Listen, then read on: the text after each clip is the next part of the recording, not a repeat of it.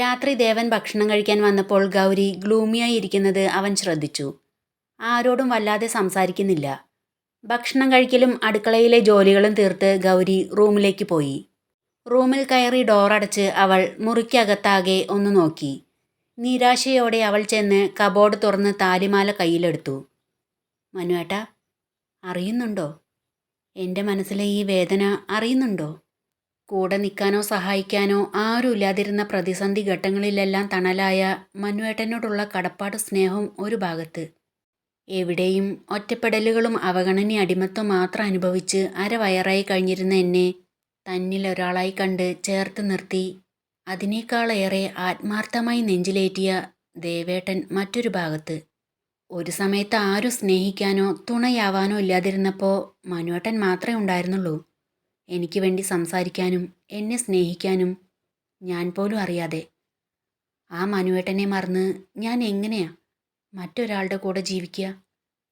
എനിക്ക് ഒരുപാട് ഇഷ്ടമാണ്. ഒരുപാട് ഞാൻ സ്നേഹിക്കുന്നുണ്ട്. ഒരു പക്ഷേ മനുവേട്ടനോടുള്ളതിനേക്കാൾ കൂടുതൽ. പക്ഷേ മനുവേട്ടൻ എനിക്ക് വേണ്ടി കാത്തിരിക്കുമ്പോൾ ഞാൻ മനുവേട്ടനെ മറന്ന് ദേവേട്ടൻ്റെ പ്രണയം സ്വീകരിക്കുന്നത് നന്ദികേടല്ലേ? പെട്ടെന്ന് ഡോറിൽ മുട്ടുന്ന ശബ്ദം കേട്ട് ഗൗരി ഞെട്ടി പരിഭ്രമത്തോടെ വേഗം കയ്യിലുണ്ടായിരുന്ന താലിമാല കബോർഡിൽ കൊണ്ടുപോയി വെച്ചു. വേഗം കണ്ണും മുഖവുമെല്ലാം തുടച്ചു ചെന്ന് ഡോർ തുറന്നു. മുന്നിൽ ദേവനെ കണ്ട് അവൾ ചുണ്ടിൽ ചിരി വരുത്തി. എന്തുപറ്റി നിനക്ക്? നല്ലതുപോലെ സംസാരിക്കുന്ന ആള് പെട്ടെന്ന് സൈലൻ്റ് ആയല്ലോ. ഇവിടുന്ന് പോണമെന്ന് പറഞ്ഞതുകൊണ്ടാണോ? ഏയ്, അതൊന്നുമല്ല. പിന്നെ? അത് ഞാനിവിടെ നിൽക്കുന്നതുകൊണ്ട് ദേവേട്ടന് ബുദ്ധിമുട്ടാണെങ്കിൽ ഞാനിവിടുന്ന് പോയിക്കോളാം. നീ ഇവിടെ നിൽക്കുന്നതുകൊണ്ട് എനിക്ക് മറ്റു ബുദ്ധിമുട്ടുകളൊന്നുമില്ല.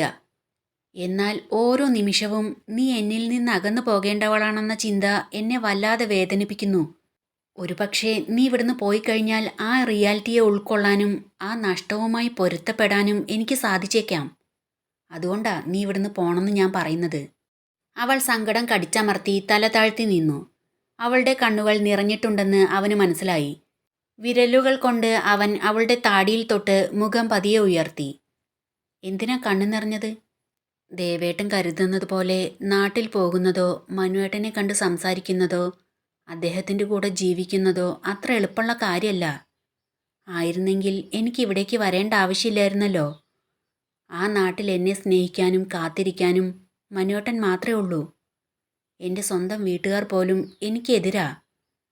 ഞാൻ നിന്നോട് പറഞ്ഞല്ലോ, ആരൊക്കെ എതിർത്താലും നിങ്ങളുടെ സ്നേഹം സത്യമാണെങ്കിൽ, അത് ആത്മാർത്ഥാണെങ്കിൽ നിങ്ങളുടെ വിവാഹം ഞാൻ നടത്തിത്തരും. മറ്റാരെയും നീ നോക്കണ്ട. അവളുടെ കണ്ണുകൾ നിറഞ്ഞൊഴുകുന്നുണ്ടായിരുന്നു. എങ്കിലും അവൾ അവൻ്റെ മുഖത്ത് നോക്കി ചോദിച്ചു. ഞാനൊന്ന് ചോദിച്ചോട്ടെ? ഞങ്ങളുടെ വിവാഹം നടത്തുന്നതിന് മുൻപ് ദേവേട്ടൻ മറ്റൊരു പെൺകുട്ടിയെ വിവാഹം കഴിക്കണം. അത് പറ്റുമോ? അവളുടെ ചോദ്യം കേട്ട് ദേവൻ ഞെട്ടലോടെ മുഖം തിരിഞ്ഞു നിന്നു. എന്തേ തിരിഞ്ഞു നിന്നത്? പറയ്. മറ്റൊരു പെൺകുട്ടിയെ വിവാഹം കഴിക്കാൻ ദേവേട്ടന് കഴിയോ? നിന്നെ ഞാൻ സ്നേഹിച്ചു തുടങ്ങുന്നതിന് മുൻപ് ഇനി ഒരു പെണ്ണിനെ എൻ്റെ ജീവിതത്തിലേക്ക് കൂട്ടില്ലെന്ന് ഉറപ്പിച്ചിരുന്നതാ. പക്ഷേ നീ എൻ്റെ മനസ്സിനെ മാറ്റി. നിന്റെ സ്ഥാനത്ത് മറ്റൊരു പെണ്ണിനെ കൊണ്ടുവരാനോ നിന്നോളം ആരെയും സ്നേഹിക്കാനോ എനിക്ക് കഴിയില്ല. എന്നെ മനസ്സിലിട്ട് നിങ്ങൾ ജീവിക്കുമ്പോൾ ഞാൻ എങ്ങനെ മനുവേട്ടൻ്റെ കൂടെ സന്തോഷത്തോടെ ജീവിക്കുക? നിന്നെ സ്നേഹിക്കുന്ന ഒരാളുടെ കൂടെയാണ് നീ ജീവിക്കുന്നത്. അപ്പം നിനക്ക് സന്തോഷം ഉണ്ടാവില്ലേ? ഇല്ല. നിങ്ങൾക്ക് നല്ലൊരു ജീവിതം ഉണ്ടാകാതെ എനിക്ക് സന്തോഷം ഉണ്ടാവില്ല. ഇപ്പം ഞാൻ ജീവിക്കുന്നത് നല്ലൊരു ജീവിതം തന്നെയാണ്. നീ എൻ്റെ ജീവിതത്തിലേക്ക് കടന്നു വരുന്നതിന് മുൻപ് ശ്വസിക്കുന്നൊരു യന്ത്രമായിരുന്നു ഞാൻ. ദിവസവും രാവിലെ എഴുന്നേൽക്കുന്നു, ഒരേ ദിനചര്യകൾ തീർത്ത് കിടന്നുറങ്ങുന്നു. എന്നാൽ ഇപ്പം അങ്ങനെയല്ല. ജീവിതത്തിൽ എന്തൊക്കെയോ ചെയ്തു തീർക്കാനുണ്ടെന്ന തോന്നലുണ്ട്. ആദ്യം നിന്റെ ആഗ്രഹങ്ങളെ സ്വപ്നങ്ങളെ നിറവേറ്റണം. അത് കഴിഞ്ഞ് മറ്റു പലതുണ്ട് ചെയ്തു തീർക്കാൻ. എന്നാ നിന്നോട് ചെല്ലാൻ പറഞ്ഞിരിക്കുന്നത്? അടുത്ത വ്യാഴാഴ്ച. അപ്പോൾ ബുധനാഴ്ച ഇവിടുന്ന് പോണം അല്ലേ? മനു എന്താ ചെയ്യുന്നത്? സ്കൂൾ മാഷാ.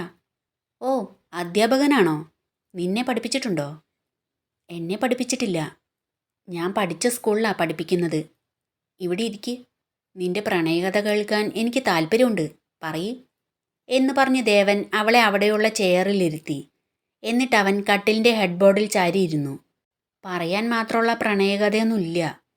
പിന്നെ 5 വർഷം പ്രണയിച്ചു എന്ന് പറഞ്ഞതോ? അത് മനുവേട്ടൻ്റെ അച്ഛനും സ്കൂൾ മാഷായിരുന്നു. എന്നെ പഠിപ്പിച്ചിട്ടുണ്ട്. റിട്ടയർഡ് ആയപ്പോൾ ഒരു ട്യൂഷൻ സെൻറ്റർ തുടങ്ങി. അധികം കുട്ടികളൊന്നുമില്ല. നീ പോയിരുന്നോ? അങ്ങനെയാണോ മനുവിനെ പരിചയപ്പെട്ടത്? എനിക്ക് ഫീസൊന്നും അമ്മാവൻ തരില്ല. അതുകൊണ്ട് ഞാൻ പോയിരുന്നില്ല. 8ാം ക്ലാസ് കഴിഞ്ഞപ്പോൾ മാഷ് വീട്ടിൽ വന്ന് മുത്തശ്ശിയോട് പറഞ്ഞു, ഫീസൊന്നും തരണ്ട, എന്നെ പഠിക്കാൻ വിടണമെന്ന്. ഫീസൊന്നും തരാതെ വിടാൻ പറ്റില്ല, കൂട്ടുകാരുടെ മുന്നിൽ ഇവൾക്ക് നാണക്കേടാവുമെന്ന് പറഞ്ഞ് മുത്തശ്ശി സമ്മതിച്ചില്ല. പക്ഷേ മാഷ് വിട്ടില്ല.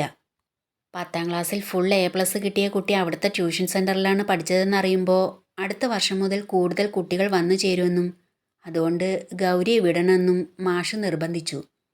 അപ്പോൾ ഞാനും പോയി തുടങ്ങി.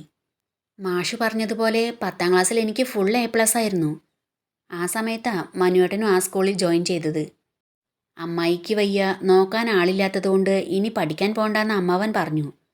പക്ഷേ അതറിഞ്ഞ് മനുവേട്ടൻ സ്കൂളിൽ നിന്ന് കുറേ ടീച്ചർമാരെ കൂട്ടി വീട്ടിലേക്ക് വന്നു. അമ്മാവനെ കണ്ട് സംസാരിച്ച് നിർബന്ധിച്ചതുകൊണ്ട് വീണ്ടും പഠിക്കാൻ അവസരം കിട്ടി. +1 +2 ഞാൻ അവിടെ തന്നെ ട്യൂഷന് പോയി. എനിക്ക് ആവശ്യമൊന്നും ഉണ്ടായിട്ടല്ല, എങ്കിലും വരാൻ പറഞ്ഞു. ഡിഗ്രിക്ക് അവിടെ അടുത്ത് കോളേജൊന്നും ഇല്ലായിരുന്നു. കുറച്ച് ദൂരെ പോകണം. അതുകൊണ്ട് അമ്മാവൻ സമ്മതിച്ചില്ല. ആ സമയത്ത് മനുവേട്ടൻ ഒരു കമ്പ്യൂട്ടർ സെൻറ്റർ തുടങ്ങി. ഡിഗ്രിക്ക് ദൂരം കൂടുതലുള്ളതുകൊണ്ടല്ലേ വിടാത്തത്, കമ്പ്യൂട്ടർ പഠിക്കാൻ വിടണമെന്ന് പറഞ്ഞ് മനുവേട്ടൻ മുത്തശ്ശിയെ നിർബന്ധിച്ചു. അപ്പോഴും ഫീസ് കൊടുക്കാൻ പറ്റില്ലെന്ന് പറഞ്ഞ് അമ്മാവൻ സമ്മതിച്ചില്ല. ഇത്രയും നന്നായി പഠിക്കുന്നൊരു കുട്ടി വെറുതെ വീട്ടിലിരിക്കുന്നത് കഷ്ടമാണ്. അതുകൊണ്ട് SSLCക്കും +2നും ഫുൾ A+ വാങ്ങിയ കുട്ടി പഠിച്ച ട്യൂഷൻ സെൻറ്ററിൽ കൂടുതൽ കുട്ടികൾ വന്നു തുടങ്ങിയതുകൊണ്ട് ഫീസൊന്നും തരണ്ടെന്നും മനുവേട്ടൻ പറഞ്ഞു. അങ്ങനെ കമ്പ്യൂട്ടർ പഠിക്കാൻ പോയി തുടങ്ങി. ഒരു കോഴ്സ് കഴിഞ്ഞപ്പോൾ അടുത്ത കോഴ്സിന് മനുവേട്ടൻ തന്നെ ചേർത്തി. അതും ഫീസ് കൊടുക്കാതെ. ആ കോഴ്സ് കഴിയാൻ 1.5 മാസം കൂടി ഉണ്ടായിരുന്നു. ഒരു ശനിയാഴ്ച ഹോളിഡേ ക്ലാസ്സിന് വരുന്ന എന്നോടൊപ്പം പഠിച്ച കുറേ കുട്ടികളും മനുവേട്ടനും അവിടെ ഉണ്ടായിരുന്നു. പെട്ടെന്ന് മനുവേട്ടൻ്റെ അമ്മ കയറി വന്ന് ബഹളം ഉണ്ടാക്കി. ട്യൂഷന് ഫ്രീ ആയി പഠിപ്പിച്ചത് ഫുൾ A+ കിട്ടുന്ന കുട്ടി ട്യൂഷൻ സെൻറ്ററിൽ ഉള്ളത് നല്ലതാണെന്ന് പറഞ്ഞിട്ടാ കമ്പ്യൂട്ടറും ഫ്രീ ആയി പഠിപ്പിക്കാൻ ഇവള് നിൻ്റെ ആരാ എന്ന് മനുവേട്ടനോട് ചോദിച്ചു.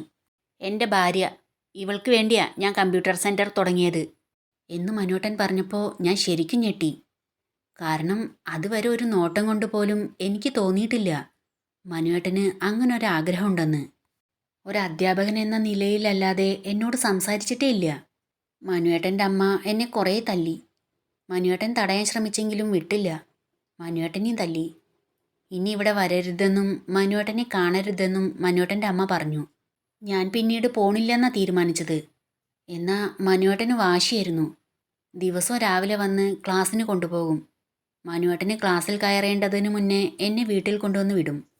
ഞാൻ വരുന്നില്ലെന്ന് പറഞ്ഞ് എതിർത്തിട്ടും അമ്മാവനും മുത്തശ്ശിയും തടഞ്ഞിട്ട് പോലും മനുവേട്ടൻ അനുസരിച്ചില്ല. 5 വർഷമായി മനസ്സിൽ കൊണ്ട് നടക്കുന്നതാ 1000 തവണ മനസ്സാൽ താലി കെട്ടിക്കഴിഞ്ഞു. ഈ ജന്മം എന്നല്ല, ഇനി എത്ര ജന്മം ഉണ്ടെങ്കിലും എൻ്റെ ഭാര്യ ഗൗരിയായിരിക്കുമെന്ന് എല്ലാവരോടും പറഞ്ഞു. മനുവേട്ടൻ്റെ വാശിയുടെ മുന്നിൽ മനുവേട്ടൻ്റെ അമ്മയ്ക്ക് ഒന്നും ചെയ്യാൻ കഴിഞ്ഞില്ല. പതിയെ എനിക്കും തോന്നി തുടങ്ങി ഞാൻ മനുവേട്ടൻ്റെ ഭാര്യയാണെന്ന്. അവൾ അവിടെ നിന്ന് പൊട്ടിക്കരഞ്ഞു. പിന്നെ എന്തുണ്ടായി? എന്തുകൊണ്ടാണ് നിങ്ങൾ പിരിഞ്ഞത്? വിധി. വിധി ഞങ്ങളെ പിരിച്ചു. അവസാനമായി കാണുമ്പോൾ കാത്തിരിക്കണമെന്നും എത്ര വർഷം കഴിഞ്ഞാലും ഞാൻ മാത്രമായിരിക്കും മനുവേട്ടൻ്റെ ഭാര്യയെന്നും പറഞ്ഞു.